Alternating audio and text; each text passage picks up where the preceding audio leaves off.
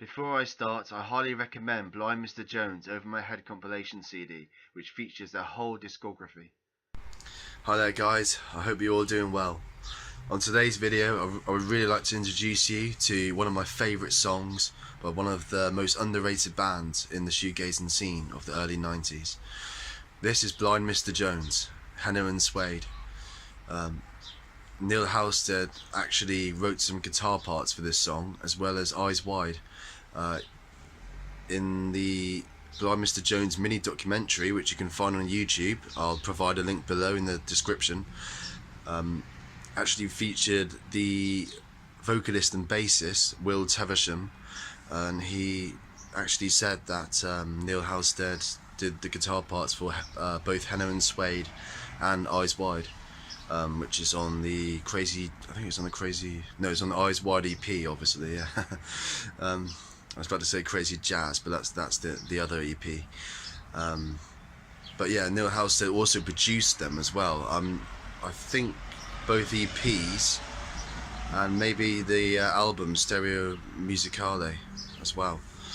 But yeah, absolutely, this is one of my favourite shoegazing dream pop songs because of its raw emotion, the way the noise builds up throughout it, and the guitar just transforms at the end into this ambient whirlwind.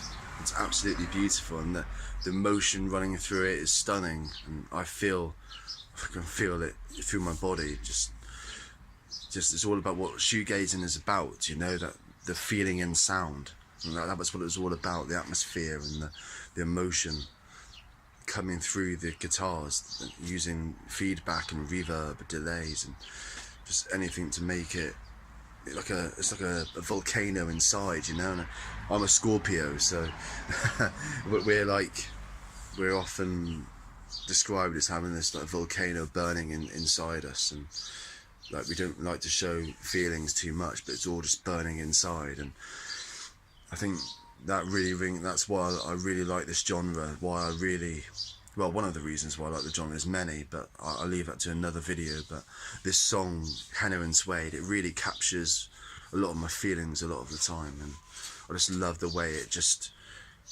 rises and rises into this massive crescendo, and it's just vintage. I can hear the, you know, Blind Mr. Jones, obviously great musicians themselves, but I can hear the Neil Halstead influence on it, like Primal, She Calls, you know, all those Slowdive songs that have the massive crescendo at the end.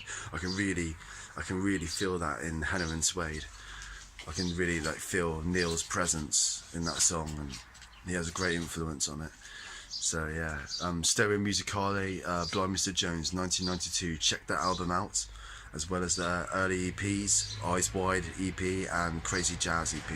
Really good shoegaze, and it features a flute as well.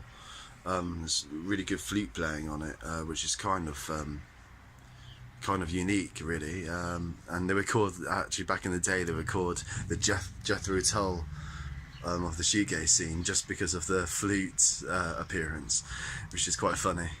Another one of the funny, another one of the comments I find funny from the journalists at that time were, I mean, they were bastards, but let's not get it wrong, but they did come up with some funny terms, like they called Chapter House My Baggy Valentine, which is just perfect. It's very apt for them, because it's they got that Manchester baggy influence on a lot of their songs, like Falling Down and Pearl and all that. And I thought it was very apt, like My Bloody Valentine crossed with like the Happy Mondays, and that's pretty much Jesus Jones, and MBV crossed with Jesus Jones. That's pretty much Chapter House in a nutshell. Even though I think Chapter House, well, they're a great band, so they were even more than that. I think that's quite an unfair term, actually. I think they were better than anybody like Jesus Jones and that. But anyway, Blind Mr. Jones, Henna and Suede, enjoy.